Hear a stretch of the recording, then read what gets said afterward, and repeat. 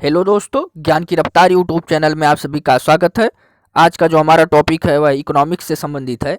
इसमें हम यह सीखेंगे कि इकोनॉमिक्स क्या होता है, अर्थशास्त्र क्या होता है, इकोनॉमिक्स कितने भागों में डिवाइड किया गया है और इसके जो फादर हैं यानी कि फादर ऑफ इकोनॉमिक्स हैं, यानी इसके जो जनक हैं वह कौन हैं, और जो दो भागों में डिवाइड किया गया है वह दो भागों में डिवाइड किसने किया था। इन सब बातों को हम सीखेंगे आज के इस वीडियोज में। तो दोस्तों, यदि आप हमारे चैनल पर नए हैं तो प्लीज़ चैनल को लाइक सब्सक्राइब शेयर कर दीजिएगा और बेल आइकन को प्रेस कर दीजिएगा ताकि आने वाले वीडियोज का नोटिफिकेशन आप लोगों को मिल सके। तो चलिए दोस्तों, इकोनॉमिक्स इकोनॉमिक्स क्या है। बात करें दोस्तों इकोनॉमिक्स की यानी कि अर्थशास्त्र की, तो अगर जो आपसे कोई एक लाइन में पूछे कि अर्थशास्त्र क्या है, इकोनॉमिक्स क्या है, तो आप उसको एक लाइन में बता सकते हैं कि लिमिटेड रिसोर्सेज यानी कि सीमित संसाधनों से अनलिमिटेड वांट्स यानी कि असीमित इच्छाओं को पूरा करना ही इकोनॉमिक्स है यानी कि अर्थशास्त्र है। एक लाइन में आप यह बात बता सकते हैं, लेकिन अब इसको थोड़ा डिटेल में जानते हैं कि ये लिमिटेड रिसोर्सेज यानी कि सीमित संसाधन और अनलिमिटेड वांट्स असीमित इच्छाएं हैं क्या आखिर। तो दोस्तों, आप कुछ समय के लिए आप कल्पना कीजिए कि आप एक कंज्यूमर हैं। कंज्यूमर मतलब उपभोक्ता हैं, ग्राहक हैं। आप किसी दुकान पे जा रहे हैं, आप किसी दुकान पे गए, दुकान पे आपको विभिन्न प्रकार के सामान दिखें, तो आप उसमें से सोचेंगे कि हम इस सामान को भी ले लें, दूसरा वाला भी सामान ले लें, तीसरा वाला भी सामान ले लें। आपके दिमाग में ढेर सारी इच्छाएं वहाँ पे पैदा होती हैं कि हम ये जो दुकानें हैं इसमें से एक एक करके सारे सामान ले लें। लेकिन आप उन दुकानों की सारे सामान नहीं ले सकते। क्यों? क्योंकि आपके पास मनी की प्रॉब्लम है, पैसे की समस्या है। तो आप वहाँ पे क्या करेंगे? कुछ लोग यह भी सोच रहे होंगे कि अरे दुकानों की क्या बात है, हम तो पूरा शहर ही खरीद सकते हैं। तो मैं उनको बता दूं कि जिनको ये लगता है कि वो पूरा शहर ही खरीद सकते हैं, उनको चैन की समस्या नहीं आती है, वो जिस वस्तु को चाहें उस वस्तु को खरीद सकते हैं, तो उनके लिए इकोनॉमिक्स है ही नहीं। क्योंकि इकोनॉमिक्स आई ही इस वजह से कि आपके पास प्रॉब्लम ऑफ चॉइस हो, आपके पास चैन की समस्या हो। दोस्तों, फिर हम अपने टॉपिक पे आ जाते हैं कि हमने कहा कि आप फिर वहाँ पे क्या करेंगे। आपके पास मनी की प्रॉब्लम होगी, फिर वहाँ पे आप यह काम करेंगे, आप उस वस्तु को खरीदेंगे जिससे आपको ज़्यादा से ज़्यादा सेटिस्फैक्शन मिले, जिससे आपको ज़्यादा से ज़्यादा संतुष्टि मिले। तो दोस्तों, कंज्यूमर हमेशा क्या चाहता है? ज़्यादा से ज़्यादा संतुष्टि चाहता है। उसके बाद मान लीजिए आप फिर कल्पना कीजिए कि आप प्रोड्यूसर हैं यानी कि उत्पादक हैं। आप किसी चीज़ का उत्पादन कर रहे हैं, आप किसी चीज़ के उत्पादक हैं। इसके बाद आप क्या करेंगे? आप सोचेंगे कि मैं ये दुकान लगा लूँ, कपड़े की दुकान भी लगा लूँ, स्टेशनरी की दुकान भी लगा लूँ। उसके बाद जो विभिन्न प्रकार की दुकानें पाई जाती हैं मैं इनको लगा लूँ। मैं इंडस्ट्री लगा लूँ, मैं शुगर मिल की इंडस्ट्री लगा लूँ, स्टील की इंडस्ट्री लगा लूँ। लेकिन आप नहीं लगा सकते। क्यों? क्योंकि फिर आपके पास मनी की प्रॉब्लम है। तो आपके पास मनी की प्रॉब्लम है तो आप करेंगे क्या? तो उनमें से उस इंडस्ट्री को लगाएंगे, उस दुकान को खोलेंगे जिसमें आपको ज़्यादा से ज़्यादा प्रॉफिट मिले। तो प्रोड्यूसर हमेशा क्या चाहता है? ज़्यादा से ज़्यादा प्रॉफिट चाहता है। मान लीजिए आप कोई गवर्नमेंट है, इस समय आपको मैं गवर्नमेंट बना दिया। गवर्नमेंट क्या चाहती है? गवर्नमेंट यह चाहती है कि देश के हर कोने में हमारी सुविधाएं पहुंच जाएं और देश के हर एक कोने का बंदा जो है वो अपना जीवन सुखमय तरीके से जीने लगे, सबको ढेर सारा पैसा मिल जाए, सबकी जो व्यवस्था है, जो अर्थव्यवस्था इकोनॉमी है वह ठीक हो जाए। लेकिन ऐसा नहीं हो सकता। क्यों? क्योंकि गवर्नमेंट के पास भी लिमिटेड पैसा है। तो गवर्नमेंट क्या करती है? गवर्नमेंट एक बजट लेके आती है।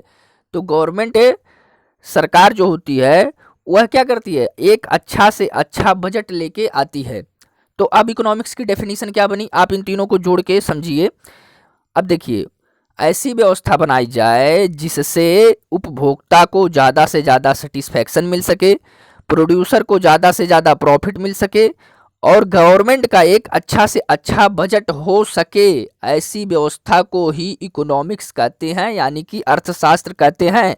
अबे ऊपर वाली जो लाइन हमने बताई थी कि लिमिटेड रिसोर्सेज यानी कि सीमित संसाधन से अनलिमिटेड वांट्स यानी कि असीमित इच्छाओं को पूरा करना ही इकोनॉमिक्स है। ये बात आपको समझ में आ गई होगी। लिमिटेड रिसोर्सेज माने आपके पास लिमिटेड पैसा है, और अनलिमिटेड वांट्स आपकी जो इच्छाएं हैं, आपको जो वस्तु खरीदने की इच्छाएं हैं या आपको किसी चीज़ को प्रोड्यूस करने की जो इच्छाएं हैं, या आप गवर्नमेंट है तो किसी को, आपको पूरे देश को जो पैसा उसको वितरित करने की जो इच्छाएं हैं वो आपकी असीमित हैं, और आपके पास पैसा जो है वो सीमित है। यानी सीमित संसाधनों से असीमित इच्छाओं को पूरा करना ही इकोनॉमिक्स यानी कि अर्थशास्त्र है। अब बात करें कि फादर ऑफ इकोनॉमिक्स यानी कि इस इकोनॉमिक्स के जनक यानी अर्थशास्त्र के जनक कौन थे? तो दोस्तों, father of economics Adam Smith थे। इन्होंने 1776 में एक बुक लिखी थी उस बुक का नाम था वेल्थ ऑफ नेशन। दोस्तों, इकोनॉमिक्स को दो भागों में डिवाइड किया गया है, एक हो गया माइक्रो और एक हो गया माइक्रो। एक हो गया माइक्रो और दूसरा हो गया माइक्रो। माइक्रो मतलब सूक्ष्म, जिसको हम व्यष्टि भी कहते हैं हिंदी में, और माइक्रो मतलब व्यापक, जिसको हम समष्टि भी कहते हैं हिंदी में। अब देखिए इन दोनों में अंतर क्या है, नाम से ही स्पष्ट है। माइक्रो, माइक्रो मतलब सूक्ष्म यानी कि छोटा, माइक्रो मतलब बड़ा। तो आप देखिए, आप इन दोनों को समझने के लिए माइक्रो में आप अपने आप को इंडिविजुअल पर्सन मान के, आप अपने आप को एक व्यक्ति मान लीजिए, आप स्वयं पे इसको लागू कीजिए, और जो माइक्रो है वो पूरे राष्ट्र पे लागू कीजिए। अब देखिए माइक्रो, माइक्रो मतलब आप स्वयं, स्वयं मतलब प्रत्येक व्यक्तिगत से संबंध रखता है। माइक्रो इकोनॉमिक्स जो होता है वो प्रत्येक व्यक्तिगत से संबंध रखता है, एक एक इंडिविजुअल पर्सन से संबंध रखेगा यह। क्यों? क्योंकि ये छोटी छोटी व्यवस्था है, इसमें छोटी बातों का ध्यान दिया जाता है, छोटे बातों को समझा जाता है। ये पूरे राष्ट्र से संबंध रखता है, मतलब ये पूरा जो आपका होल यूनिट है, होल नेशन है, इससे यह संबंध रखता है जो आपका माइक्रो इकोनॉमिक्स होता है। क्योंकि यह व्यापक है, व्यापक होने की वजह से ये पूरे देश की बातों का ध्यान देगा। और माइक्रो जो होगा वह आप स्वयं से आप उसका संबंध रखेंगे, आप अपनी स्वयं की समस्या उसमें सुलझाएंगे। दूसरा पॉइंट जो है, इसका अहम हिस्सा कीमत है। कीमत मतलब आप कोई सामान खरीदने जा रहे हैं तो उस चीज़ की आपको कीमत जो होगी वह आपकी अहम हिस्सा होगा। लेकिन इसका अहम हिस्सा क्या है? आय है। आय मतलब जो आपकी राष्ट्रीय आय होती है। राष्ट्रीय आय क्या होती है? जो आपकी राष्ट्रीय आय वह होती है जो वस्तुओं और सेवाओं की, पूरे देश की जो वस्तुओं और सेवाओं की कुल मूल्य होती है वह राष्ट्रीय आय होती है। तो इसमें कुल मूल्य यानी टोटल मनी की, टोटल वैल्यू की बात की जा रही है, कि जो पूरे देश की टोटल वैल्यू होगी उस इनकम की बात की जा रही है। क्योंकि माइक्रो जो होता है वो पूरे देश से संबंध रखता है, और आपने सीखा माइक्रो जो होता है वह इंडिविजुअल यानी स्वयं से संबंध रखता है। अगला, इसमें प्रत्येक मांग प्रत्येक पूर्ति होती है। आप स्वयं हैं, आप इंडिविजुअल हैं, आप व्यक्तिगत हैं, तो आपकी जो मांग होगी वो इंडिविजुअल होगी, आपकी जो डिमांड होगी वो इंडिविजुअल होगी, आपके द्वारा जो सप्लाई की जाएगी यदि आप प्रोड्यूसर हैं तो वह जो होगी वो भी इंडिविजुअल होगी, प्रत्येक पूर्ति होगी। लेकिन इसमें क्या होता है? कुल मांग और कुल पूर्ति। इसमें पूरे देश के लोग क्या मांग कर रहे हैं वह हो गया आपकी कुल मांग, और इसमें पूरे देश के लोग किस चीज़ को मिलके प्रोड्यूस कर रहे हैं, पूरा कर रहे हैं, वह उस चीज़ की होगी कुल पूर्ति।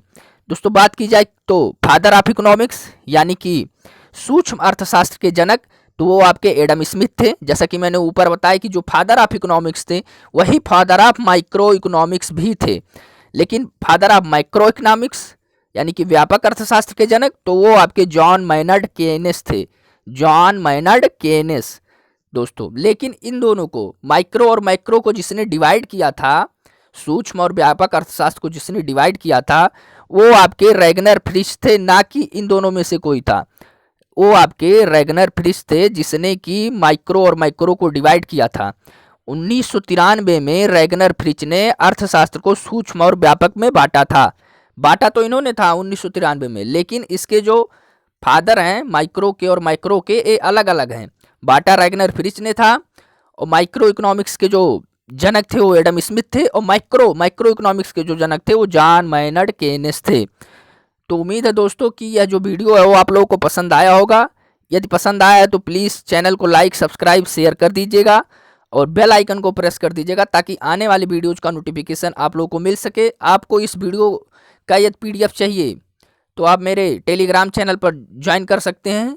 ज्ञान की रफ्तार विद धीरज के नाम से मेरा टेलीग्राम चैनल है, ज्ञान की रफ्तार विद धीरज पांडे। आप वहाँ पे जाके ज्वाइन करके आप इस वीडियोज़ का जो इकोनॉमिक्स का जो PDF प्राप्त कर सकते हैं, जो PDF मैंने इसमें दिया हुआ है।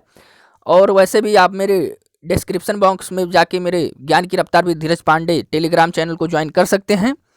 तो दोस्तों, मैं अपना अगला वीडियो जल्द ही लाऊंगा। थैंक यू दोस्तों।